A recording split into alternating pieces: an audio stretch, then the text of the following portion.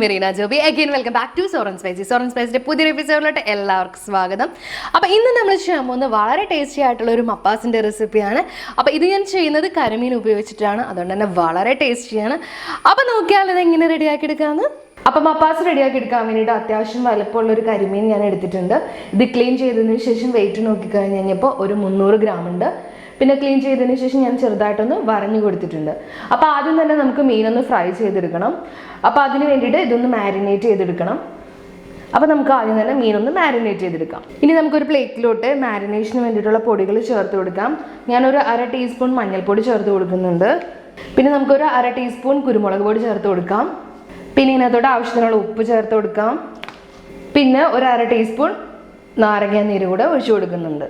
ഇനി എല്ലാം കൂടെ നന്നായിട്ടൊന്ന് മിക്സ് ചെയ്ത് കൊടുക്കുക. ആവശ്യമുണ്ടെങ്കിൽ ഒരല്പം വെള്ളം കൂടെ ചേർത്തിട്ട് നന്നായിട്ട് പേസ്റ്റ് പോലെ ആക്കി എടുക്കുക.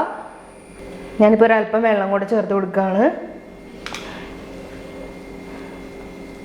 അപ്പോൾ എല്ലാം കൂടെ മിക്സ് ചെയ്ത് നല്ല പേസ്റ്റ് ആക്കി എടുത്തിട്ടുണ്ട്. ഇനി നമുക്ക് മീനുമ്മ തേച്ച് കൊടുക്കാം.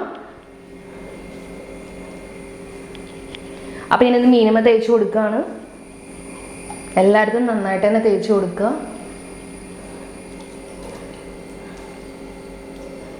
അപ്പോൾ നമ്മൾ റെഡിയാക്കിയ മസാലയെല്ലാം ഞാൻ മീനുമ്മ തേച്ച് കൊടുത്തിട്ടുണ്ട്. അപ്പോൾ നിങ്ങൾക്ക് സമയമുണ്ടെങ്കിൽ ഒരു 1/2 മണിക്കൂറൊക്കെ റെസ്റ്റ് ചെയ്യാൻ വെച്ച് കഴിഞ്ഞാൽ വളരെ നല്ലതാണ്. മീനുമ്മ നന്നായിട്ട് പിടിച്ചൊക്കെ ഇരിക്കും. ഞാനിപ്പോൾ റെസ്റ്റ് ചെയ്യാനൊന്നും വെക്കുന്നില്ല, ഡയറക്റ്റ് ഫ്രൈ ചെയ്തെടുക്കാൻ പോവാണ്. ഇനി നമുക്കിതൊന്ന് ചെറുതായിട്ടൊന്ന് ഫ്രൈ ചെയ്തെടുക്കാം. അപ്പോൾ മീൻ ഫ്രൈ ചെയ്തെടുക്കാൻ വേണ്ടിയിട്ട് ഞാനിവിടെ ഒരു 3 ടേബിൾ സ്പൂൺ വെളിച്ചെണ്ണ ഒഴിച്ചൊന്ന് ചൂടാക്കി എടുത്തിട്ടുണ്ട്. ഇനി നമുക്ക് ഇതിനകത്തോട്ട് മീൻ ഇട്ടിട്ട് ഒന്ന് ഫ്രൈ ചെയ്തെടുക്കാം. ഇത് ഡീപ് ഫ്രൈ ചെയ്തെടുക്കേണ്ട ആവശ്യമൊന്നുമില്ല. നമുക്ക് ജസ്റ്റ് ഒന്ന് ഫ്രൈ ചെയ്തെടുത്താൽ മതി. ഒരു പകുതി കൂടുതലൊന്ന് വെന്താൽ മതി. അപ്പോൾ നമുക്കിതൊന്ന് ഫ്രൈ ചെയ്തെടുക്കാം. അപ്പോൾ മീൻ ഒരു സൈഡായി വന്നിട്ടുണ്ട്. നമുക്കിതൊന്ന് മറച്ചിട്ട് കൊടുക്കാം.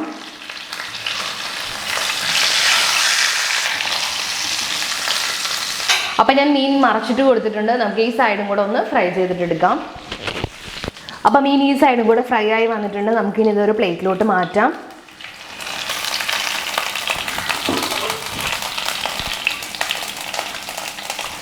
അപ്പോൾ മീൻ ഞാനൊരു പ്ലേറ്റിലോട്ട് മാറ്റിയിട്ടുണ്ട്. ഇനി നമുക്ക് കറി റെഡിയാക്കാൻ തുടങ്ങാം.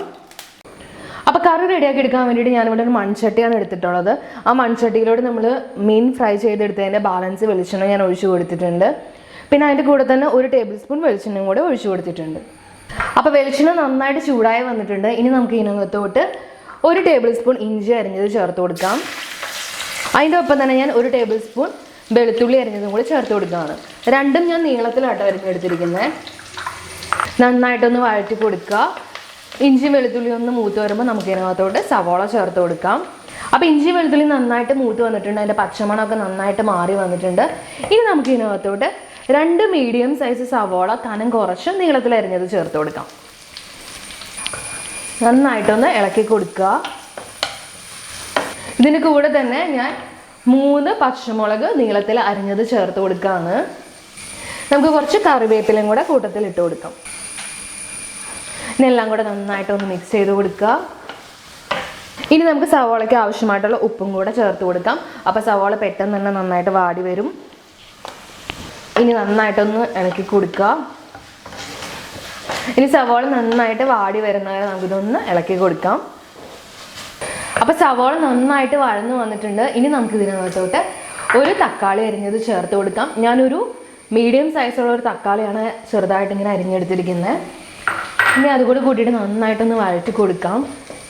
ഇനി തക്കാളി നന്നായിട്ട് വെന്തുടഞ്ഞ് വരണം. സവോളയൊക്കെ ആയിട്ട് നല്ല മിക്സായിട്ട് നല്ല പേസ്റ്റായിട്ട് വരണം. അപ്പോൾ അത് വരെ ഒന്ന് വഴറ്റി കൊടുക്കാം. അപ്പോൾ നമ്മുടെ തക്കാളി നന്നായിട്ട് വെന്തുടഞ്ഞ് നല്ല പേസ്റ്റായിട്ട് വന്നിട്ടുണ്ട്. എല്ലാം കൂടെ നല്ല മിക്സായിട്ട് വന്നിട്ടുണ്ട്. ഇനി നമുക്ക് ഇതിനകത്തോട്ട് പൊടികൾ ചേർത്ത് കൊടുക്കാം. ഞാനൊരു 1/2 ടീസ്പൂൺ മഞ്ഞൾപ്പൊടി ചേർത്ത് കൊടുക്കുകയാണ്. പിന്നെ ഒരു 2 ടീസ്പൂൺ മല്ലിപ്പൊടി ചേർത്ത് കൊടുക്കുന്നുണ്ട്. പിന്നെ ഒരു 1/2 ടീസ്പൂൺ മുളക് പൊടി ചേർത്ത് കൊടുക്കുന്നുണ്ട്. ഇനി നമുക്ക് നന്നായിട്ടൊന്ന് മിക്സ് ചെയ്ത് കൊടുക്കാം. ആ പൊടികളുടെ പച്ചമണം മാറുന്നവരെ നമുക്ക് നന്നായിട്ടൊന്ന് ഇളക്കി കൊടുക്കാം. അപ്പോൾ പൊടികളെല്ലാം നന്നായിട്ട് മൂത്തിട്ട് അതിൻ്റെ പച്ചമണമൊക്കെ നന്നായിട്ട് മാറി വന്നിട്ടുണ്ട്. ഇനി നമുക്ക് ഇതിനകത്തോട്ട് തേങ്ങാപ്പാൽ ചേർത്ത് കൊടുക്കാം. ഞാനിവിടെ 2 കപ്പ് 2-ാം പാലാണ് ചേർത്ത് കൊടുക്കുന്നത്.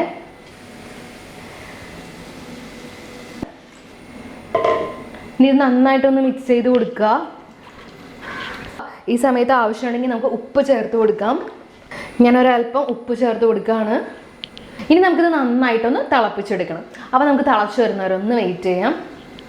അപ്പോൾ നമ്മൾ തേങ്ങാപ്പാൽ ഒഴിച്ചതിന് ശേഷം കറി നന്നായിട്ടൊന്ന് തിളച്ച് വന്നിട്ടുണ്ട്. ഇനി നമുക്ക് ഇതിനകത്തോട്ട് ഒരു 1/2 ടീസ്പൂൺ ഗരം മസാല ചേർത്ത് കൊടുക്കാം. 1 ടീസ്പൂൺ കുരുമുളക് പൊടി ചേർത്ത് കൊടുക്കാം. എന്നിട്ട് നന്നായിട്ട് ഇതൊന്ന് മിക്സ് ചെയ്ത് കൊടുക്കുക.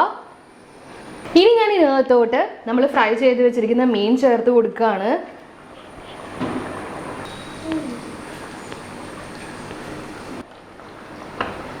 ആ മീനുമേക്ക് നമുക്ക് ഗ്രേവി എല്ലാം ആക്കി കൊടുക്കാം.